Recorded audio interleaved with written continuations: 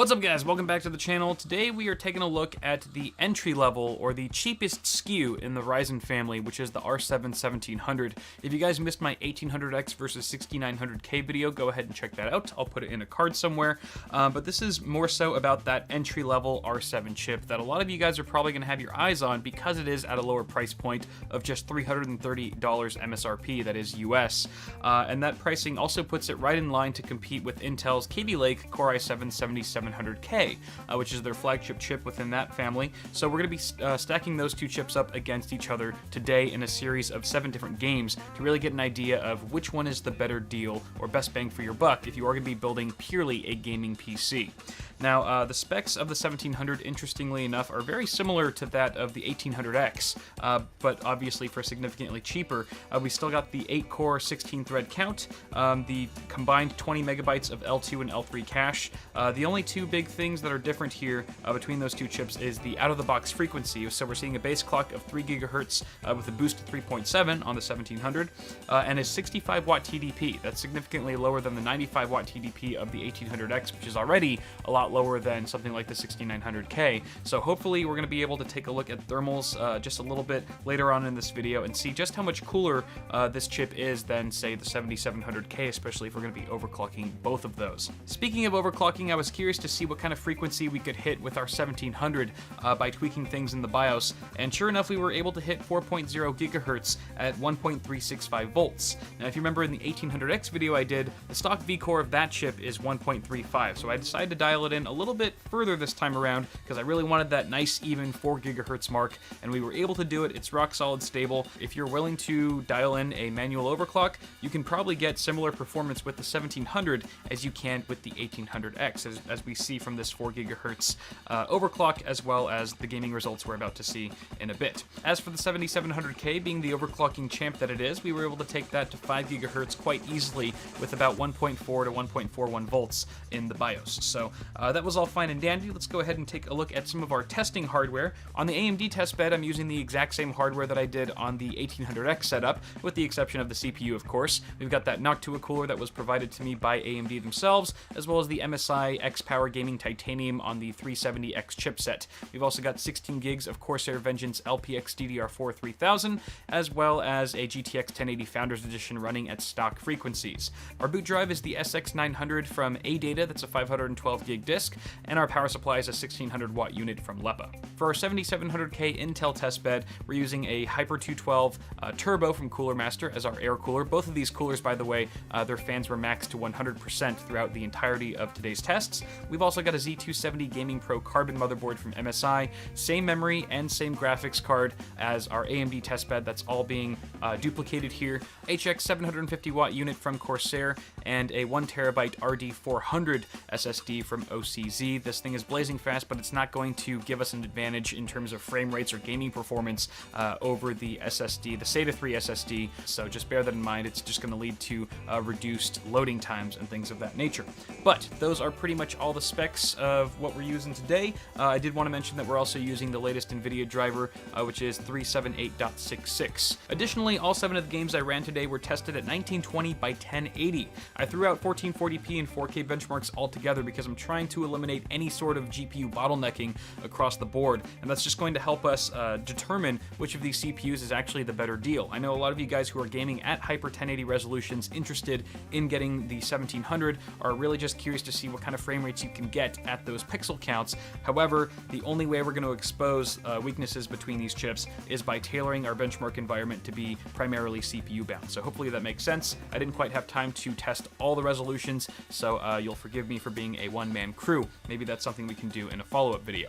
On that note, why don't we go ahead and jump into our first benchmark, which is Doom, and this sort of sets the stage here with the 7700K pulling ahead of the 1700 pretty much on the average frame rates as well as the low-end 99.9 percentile.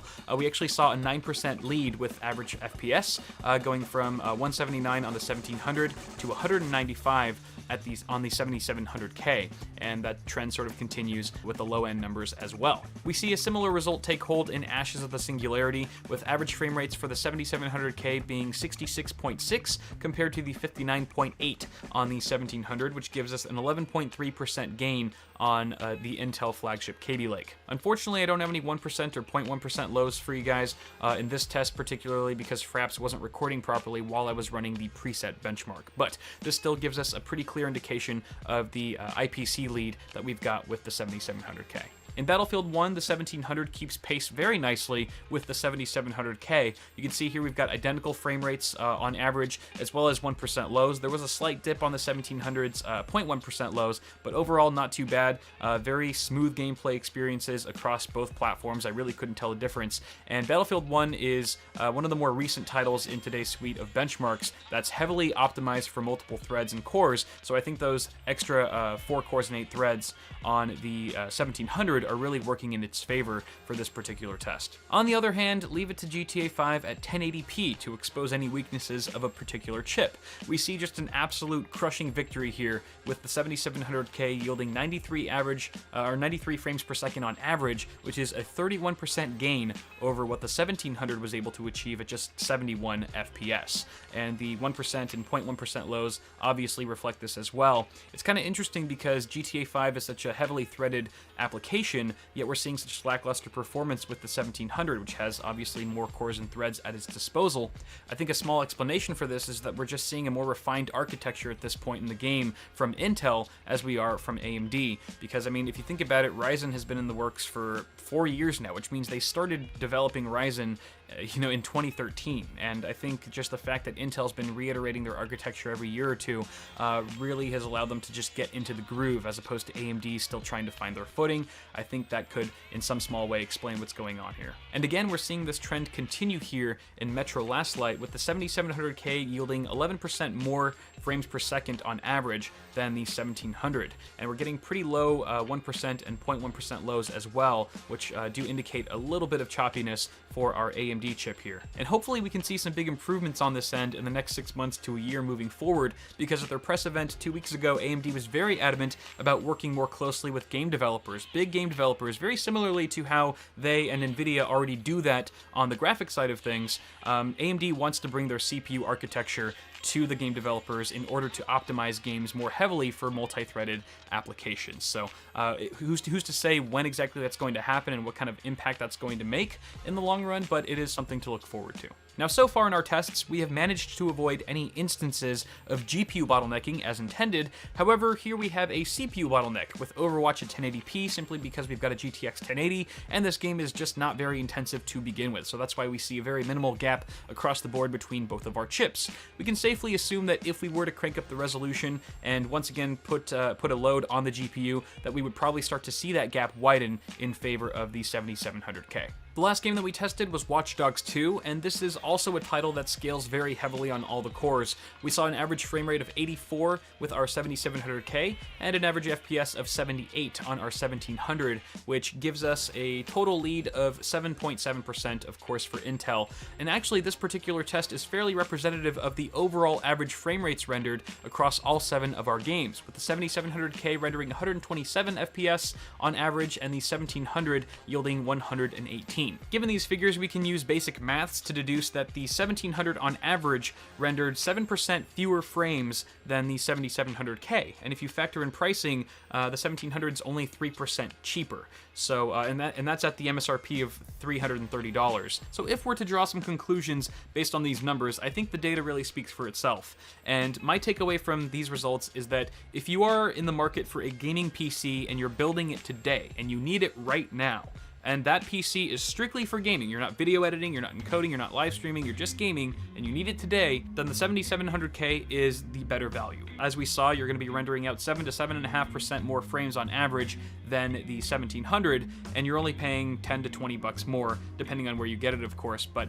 overall, I think that's worth it. However, what I said about the 1800X also applies to the 1700, and that is, if you're building a PC that's split right down the middle, you're going to be gaming half the time and video editing, doing workstation stuff, live streaming the other half of the time, then the 1700 is the better option, I would say. I would definitely recommend it if you are going to be doing sort of a jack-of-all-trades scenario where heavily multi-threaded applications that are non-gaming related are going to be thrown into the mix. So that is one area where the 1700 really does shine, and it is quite a deal, because I think on the Intel side of things, if you were to up to a 6-core 12-thread part that could compete with that in that same space, you'd be looking at the 68 5800K, which is at least around $100 more, maybe a little bit, $80 to $100 more than the 1700. Alternatively, if you don't need a gaming PC right now, I would highly suggest waiting to see what other Ryzen SKUs will be offering once they launch, because we don't know exactly what the price points will be. We know that they'll be more aggressively priced than the current stack